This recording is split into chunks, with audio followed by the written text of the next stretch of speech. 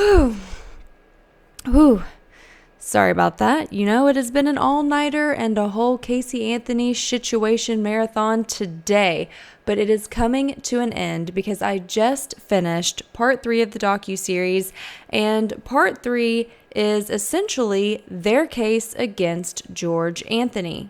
And Casey says that she still needs answers for why all of this happened in the first place and why her father George continues to pin it all on her. So let's get into it.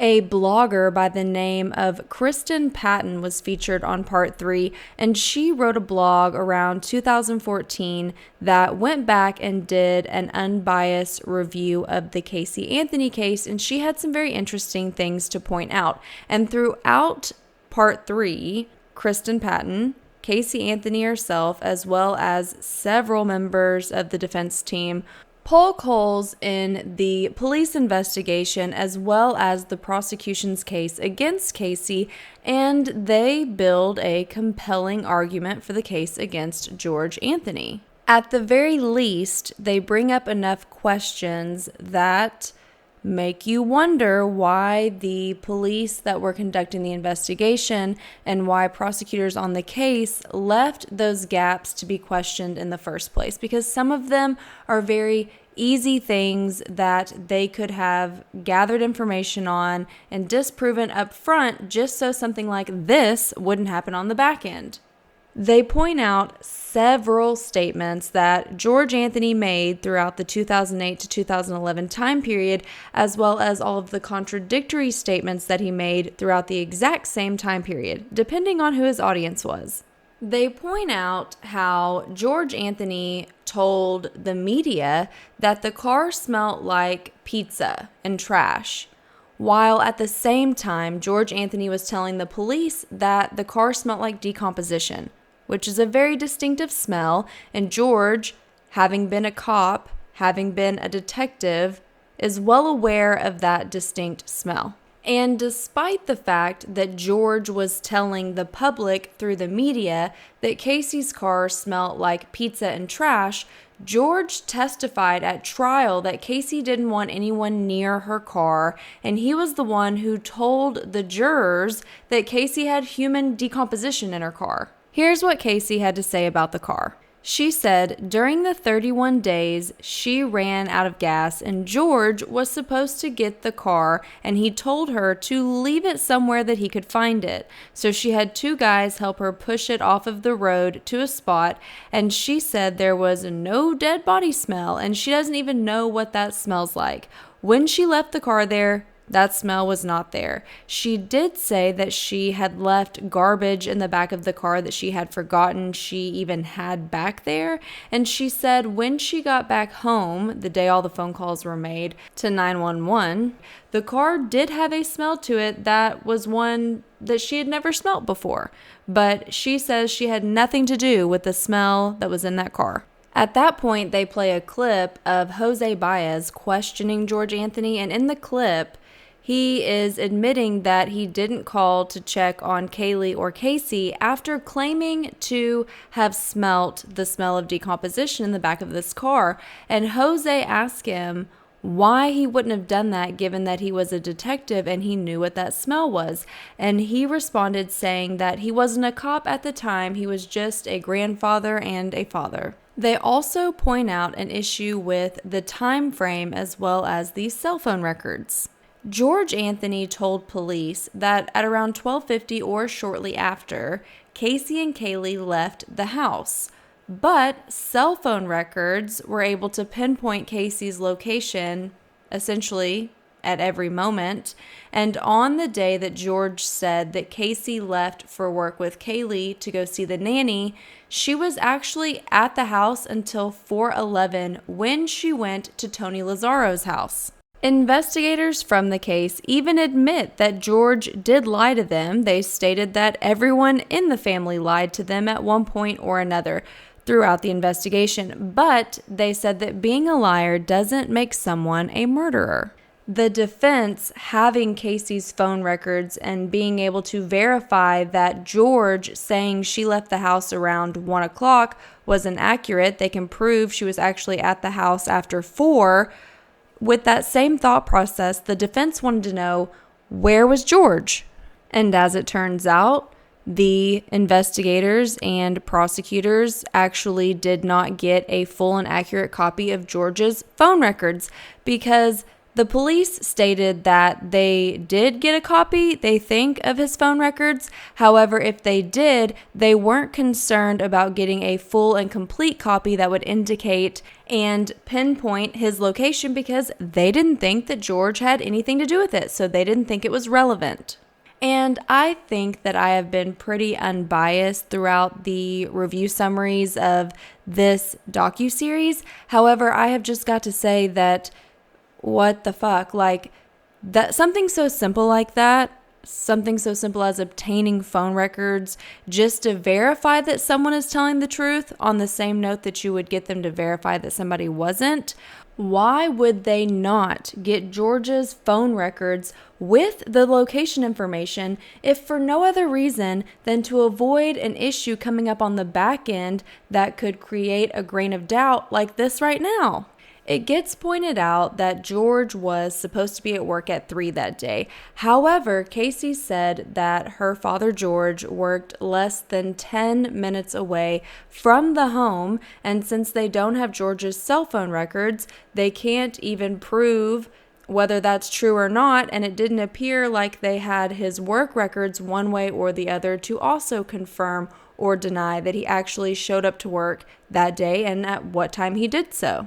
Again, something very simple that you could have gotten up front and confirmed so that you didn't have an issue like this on the back end. And the reason that that got brought up and is of relevance is because we know from trial that at 2:51, someone on the family computer was searching for foolproof suffocation. Casey says that it was a family computer, anyone in the home could use it, and she was not the one that was making that Google search. George's affair also got brought up, 1, because it was the worst possible timing, and 2, because the woman he had an affair with ended up testifying at Casey's trial. And what she testified to was that George had unburdened himself on her one day, and she says that he told her that it was all an accident that just snowballed out of control.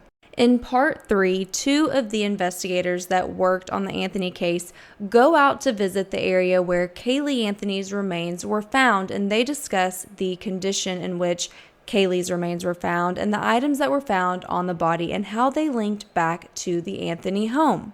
What's more interesting, though, is how the defense says the way Kaylee Anthony's remains were found suggests that George is the one who did it.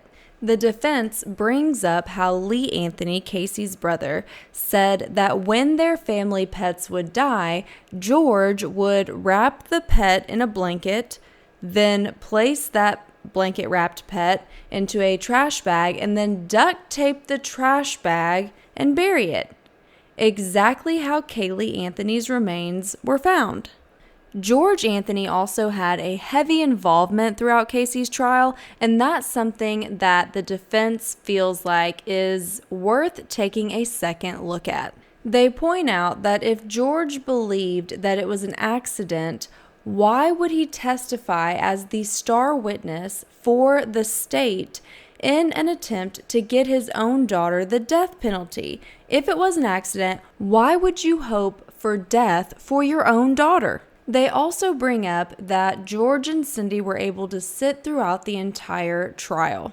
Now, they don't really explain this in the documentary, but there's this thing called invoking the rule, and essentially, if you're about to be a witness at trial, you do not get to sit in the courtroom and hear the testimony of everyone else and all of the evidence that is presented, because they don't want it to potentially taint your witness testimony. So you're not allowed to come into the courtroom until you're taking the witness stand or until you're done testifying as a witness completely.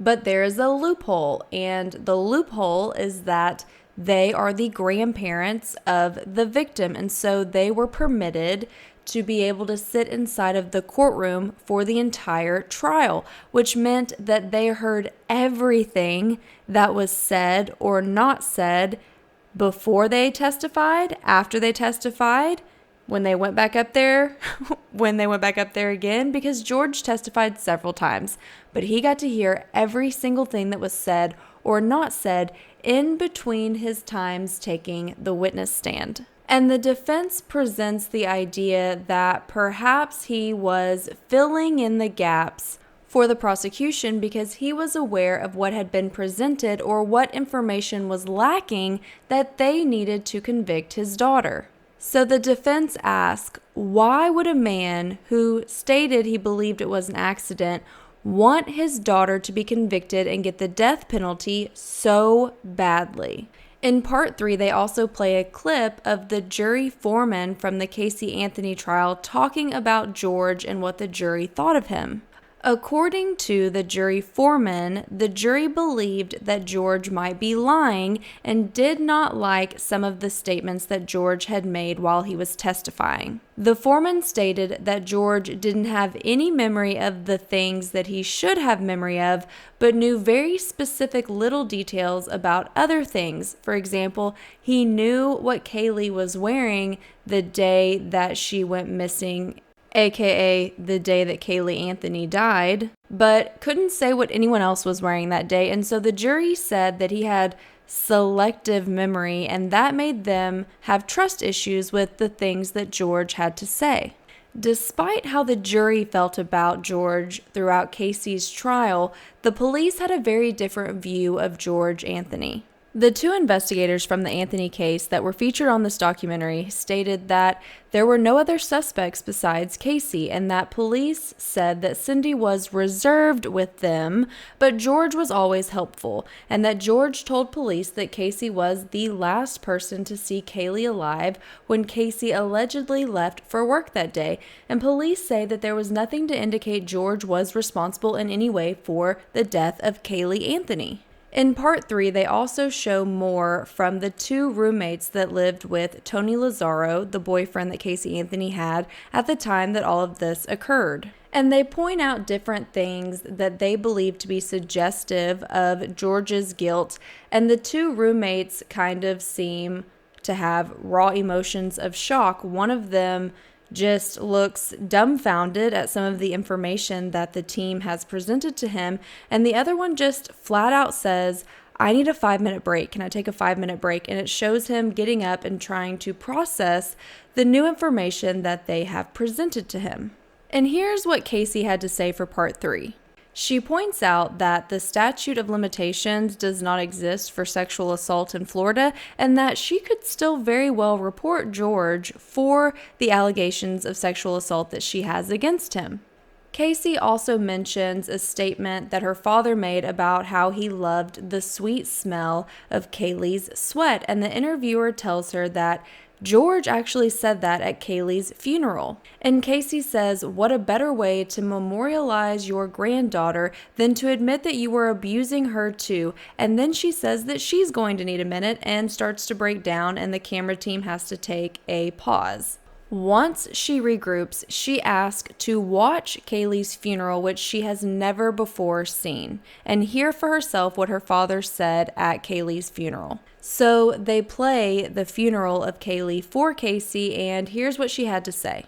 Casey says that the funeral was not private or personal, 2 things that she had begged her mother to do for Kaylee's funeral, and instead they did this publicly broadcasted and very large, in Casey's words, non-personal funeral for her daughter. Then they play the clip of George's words that were spoken at Kaylee's funeral specifically, and Casey cries and looks repulsed as she hears her father's words, and she says nothing about what he said was normal. He outright is telling the world that he's a pedophile. She then states that a lot more things make sense now, and that's not necessarily a good thing, and that she thought she did everything she could to protect Kaylee. She tried, but she didn't leave when she should have, and she says that she should have left the moment that she found out that she was pregnant. She also stated that she never left Kaylee alone with her dad, not even when she was an infant, because as a child of abuse, she feared that her daughter wouldn't be safe. She talked about how she didn't tell people where she was working or how much because she was secretly plotting an exit plan to get away from her parents. And so she started working at bars and taking cash tips. And she didn't even want Cindy to know about it because she didn't want Cindy asking questions. And so she lied to Cindy about where she worked. She said that her mother, Cindy, lived through her and that George wanted Casey to be the biggest liar possible so that no one would ever believe her. Again, the possibility of what occurred that day and how Kaylee died was discussed amongst Casey and a member of her defense team, Pat, whom she lived with and currently works for.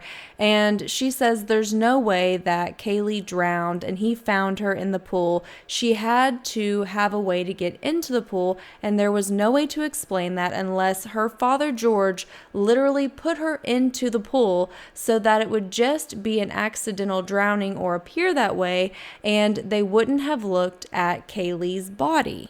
Casey said that she thinks that perhaps if she had told the truth sooner, things would be different now. And she said that she always wanted the truth because she has lived so long without it, but she doesn't know if she can live with actually knowing the truth about what happened to her daughter, Kaylee. She said that it crushes her that she protected her abuser as well as Kaylee's abuser, and she can't let that go. And she said victims oftentimes protect their abusers because you still love them and you don't think that they were trying to hurt you. And she goes on to say that she still wakes up thinking sometimes that this is all a bad dream and that Kaylee is lying right next to her. And she said she asked for Kaylee's ashes many, many times, but that Cindy will not give them to her.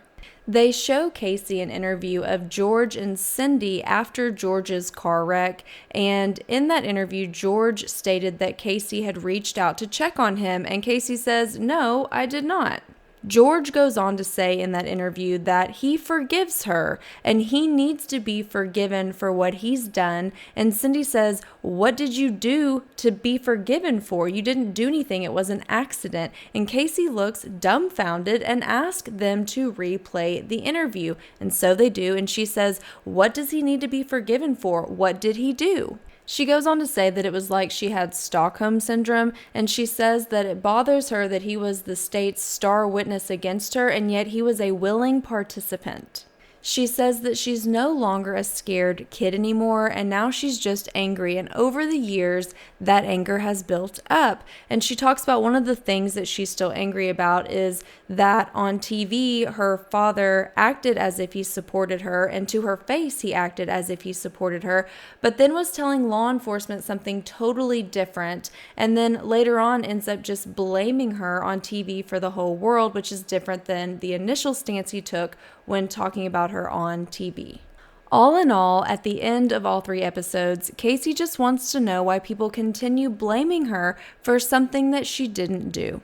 It's made very abundantly clear throughout not only part 3, but all 3 parts of this docuseries that Casey's defense team truly stands by her and truly believes in her innocence to this day. And I have to say that I do believe the sincerity of her defense team when they say that they believe that she had nothing to do with the death of Caylee Anthony, and they continue to be extremely close with her all these years later when they don't have to be. That's a choice that they made. They choose to have her in their life, and they very, very, very clearly believe in her innocence and enjoy her as a person.